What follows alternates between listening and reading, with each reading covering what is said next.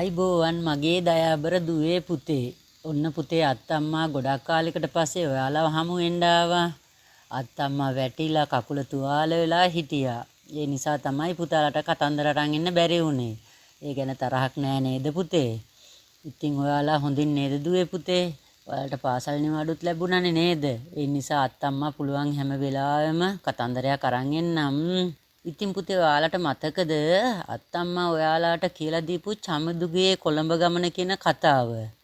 ඒක මම ඔයාලට දුන්නේ පළවෙනි කොටස විතරයිනේ. ඉතින් ගොඩක් අය මගෙන් ඒකේ දෙවෙනි කොටස ඉල්ලලා ඉවලා තියෙනවා.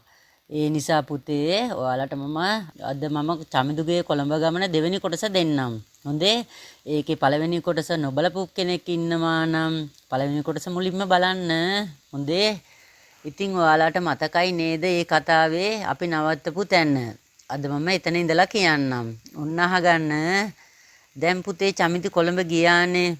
එයා ඒ ගෙදර වැඩ කරන විල්මට් සීයාගේ ටැප් එකෙන් නාලා විල්මට් සීයාගේ කාමරේ ඉන්නකොට ඒ ගෙදර උයන්න ඉන්න පේමනෙන්ද විල්මට් සීයාට ඒ චමිතිට තේ සමග කේක් ගිහින් දුන්නා කාමරේට. අද එතන ඉඳලා අහගන්න. ඉතින් මේ චමිදු කේක් කාලා තේ බීලා මහන්සියට විල්මට් සීයාගේ ඇඳේ නිදාගත්තා.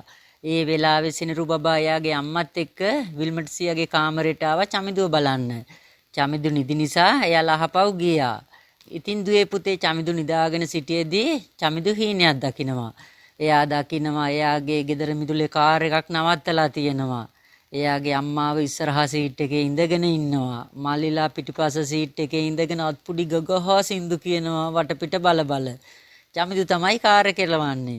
චමිදු වේගෙන් කාර් එක එලවනවා. දැන් චමිදුට කාර් එක පාලනය කරගන්න බෑ. කාර් එක වේගෙන් ගිහින් ප්‍රපාතයකට පෙරලෙනවා. කාර් එකේ හිටපු ඔක්කොමලා කෑ ගහනවා. ඒ වුණාට ඇත්තටම කෑ ගැහුවේ චමිදු විතරයි. චමිදු හයියෙන් කෑ ගහන ශබ්දය ඇහිලා විල්මට් සීයයි ප්‍රේමනන්දයි දුවගෙන ආවා. අනේ ඇයි පුතේ ඔයා හීනයක් දැකලා බය වුණාද කියලා පිට අත ගගා ප්‍රේමනන්ද ආදරෙන් ඇහුවා. විල්මට් සීයත් චමිදු ළඟින් ඉඳගෙන මොකද්ද පුතා හීනෙන් දැක්කේ කියලා ඇහුවා. ඒ වුණාට චමිදු ඒවාට පිළිතුරු දෙන්න ගියේ නැහැ. පව් අහිංසක දරුවෙක් කියලා ඒ දෙන්න කතා වුණා. රෑ කෑම කන වෙලාවත් ඇවිත් ප්‍රේමනන්ද නෝනලාට කෑම මේසෙට කෑම දානවා. විල්මට් සීයත් ප්‍රේමනන්දාට උදව් කරනවා. චමිදු මේවා දිහා පුදුම වෙලා බලාගෙන ඉන්නවා. ලොකු ගෙදරක්, නොයේකුත් ලස්සන බඩු, කාර් දෙකක්, ලස්සන බෝල ගෙඩියක් වගේ දරුවෙක්. චමිදුට හිතෙනවා අනේ මගේ මල්ලිලාගේ හැටි ඇටකටු පෑදිලා, හැම පිච්චිලා, කළු වෙලා, යටට කලිසම් කෑල්ලක් විතරක් ඇඳගෙන හොටු පෙරාගෙන චූටි මල්ලිලා හැමතිස්සෙම ඇඟිලි කටේ උබාගෙන කොච්චර වෙනස්ද. පොල්ලතු පැලේ බිත්ති තැනින් තැන කැඩිලා ඒ මදිවට වහල තෙමෙනකොට අම්මා බලන් හට්ටි මුට්ටි තියනවා. අම්මගේ රූපේ මල්ලිලාගේ රූපේ චමිදුට මැවි පේනවා. අනේ පව් මගේ අම්මා කියලා චමිදුට ඇඬෙනවා. ඇයි මේ චමිදු පුතා අඬන්නේ? ඔයාට බඩගිනිද? අපි යමු අපේ කාමරේට කියලා විල්මට් සියව යාව එතනින් එහාට එක්කගෙන ගියා. ප්‍රේමා කෑම ලෑස්ති කළාද? එන්න පුතා අපි කෑම කමු. මේ ප්‍රේමනන්දාද ඉන්දියාප්ප හදලා තියෙන්නේ. පුතා ආසයින් ඉන්දියාප්ප කන්න. එන්න තාත්තිටත් එන්න කියන්න. එයාලා ඔක්කොමලා කෑම මේසෙට වාඩි වුණා.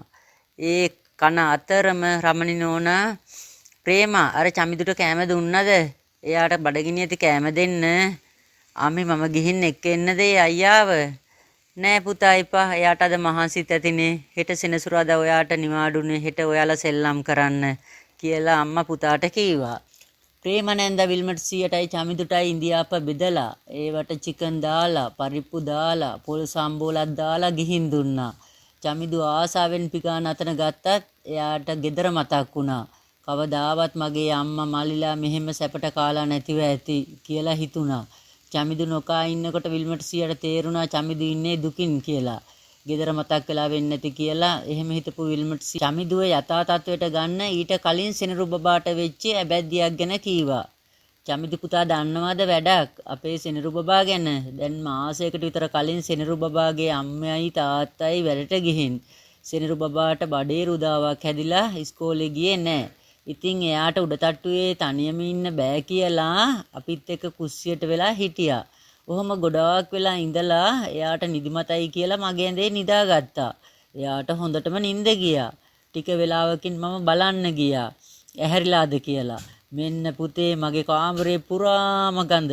සෙනරු බබාට බඩෙලිය ගිහින් මගේ ඇඳ පුරාම.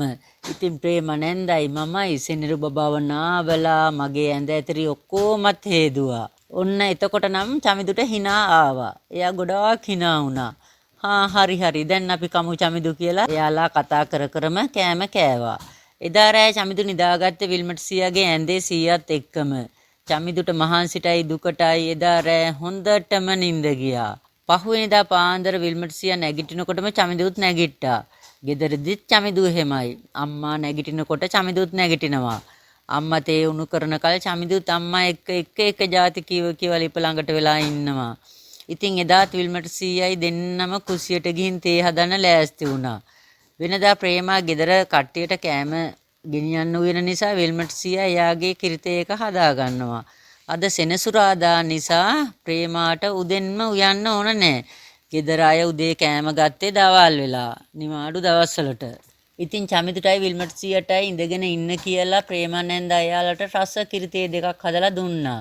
තුන් දෙනාම තේ බිබී ඉන්නකොට අපේ සෙනරු බබත් කුස්සියට ආවා. ප්‍රේමනන්දි මට සුදු කිරි එකක් ඕනේ කියලා. මගේ මැනිකට සුදු කිරි ඕනද කියලා ප්‍රේමනන්ද සෙනරු බබාව උස්සලා හොල්ලලා බිමින් තිබ්බා. චමිදු අයියා ඔයා කිරි බිව්වද? ඔයාටත් සුදු කිරි ඕනද කියලා සෙනරු බබා හුරතලෙන් ඇහුවා. ඔව් සෙනරු බබා මට ප්‍රේමනන්ද කිරි හදලා දුන්නා කියා චමිදු කීවා. අනේ මේ චමිදු අයියා මට සෙනරු බබා කියන්න එන්න එපා. මම බබෙක් මම පහේ පන්තියේ ඉන්නේ. මට සෙනරු කියලා විතරක් කියන්න. හොඳයි සෙනරු බබා. ඔය ඉතින් කියන දේ තේරෙන්නේ නැද්ද ඔයාට? හොඳයි සෙනරු කියා චමිදු කීවා.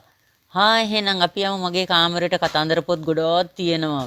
ආපෝ ඔයාගේ අම්මයි තාත්තයි බන්නේ. පිස්සු දන්නේ මගේ අම්මයි තාත්තයි හරි හොඳයි. එයාලා ඔයාටත් ආදරෙයි. ඒගොල්ලෝ කිව්වා අද දවල් වෙලා shopping ගිහින් ඔයාට අඳින්න රෙදි නිදා ගන්න ඇඳක් එහෙම ඔයාට ගේනවා කියලා. ඇත්තද කියලා චමිදු හිනා වුණා. ඊට පස්සේ චමිදුයි සෙනරුගේ කාමරයට වෙලා නොයෙකුත් සෙල්ලම් කළා. කතන්දර පොතුත් කියෙව්වා. ඊට ටික වෙලාවකට පස්සේ සෙනරුගේ අම්මා කාමරයට ආවා. පුතා යාළුවා කාමරෙටම එක්ක ඇවිත් තියෙන්නේ. අනේ අම්මි එයාට මගේ කාමරයට යමු කිව්වම එයා කියනවා අම්මි බනේලු. ඔයා බනින්නේ නෑ නේද අම්මි? අනේ නෑ පුතේ. එයාත් ඔයා වගේම දරුවෙක්නේ. ඔයාලා උදේට කාලා එහෙම ලෑස්ති වෙන්නකෝ. චමිදුට ඇඳුම් එහෙම ගේන්න තියෙනවා. ඔයා දැක්ක නේද මගේ අම්මි හරිම හොඳයි. එයා කාටවත් බනින්නේ නෑ. එයා දුප්පත් මිනිසුන්ට ගොඩාක් උදව් කරනවා කියලා සෙනරු සතුටින් කිව්වා. ඊට ටික වෙලාවකට පස්සේ ප්‍රේමනන්ද ආවා. එයාලව කෑමට එක්ක යන්න. සෙනරු චමිදු අත අල්ලගෙනම කෑම මේසෙ ළඟටම එක්ක ආවා. සෙනරුගේ තාත්තා චමිදු ඊරෑ හොඳට නිින්ද ගියාද කියලා ඇහුවා. චමිදු මොකුත් නොකියා hina වුණා. සෙනරු කෑම කන්න චමිදුටත් පුටුවක් ඇදලා දුන්නා. එනකොට චමිදු ඉඳගත්තේ නෑ. ඉඳගන්න චමිදු අපි කෑම කමු කියලා රමණි නෝනා කිව්වා. චමිදු ඒකමන පුටුවෙන් ඉඳගත්තා. රමණි නෝනා සෙනරු බබාටයි චමිදුටයි පිගන් වලට කෑම බෙදා දුන්නා. එයාලා ඔක්කොමලා සතුටෙන් කතා කර කෑම කෑවා. මේක දැකපු විල්මට් සීයටයි ප්‍රේමනන්දටයි හරි සතුටු හිතුණා. කොහොමද විල්මට්ටයි අපේ නෝනගේ මහත්තයාගේ තියෙන බෝධිසත්ව ගතිගුණ කියලා ප්‍රේමා විල්මට් අයියාගේ මූණ දිහා බැලුවා. විල්මට් අයියාත් හරි සතුටින් hina වුණා. ඔන්න පැටවුනේ දෙවෙනි කොටසත් අද අවසන් වුණා. අවසාන කොටස හෙට දෙන්නම්. මගේ දූල පුතාට බුදු සරණයි දෙවි පිහිටයි සතුටෙන් ඉන්න. ආයිබෝවන් පැටවුනේ.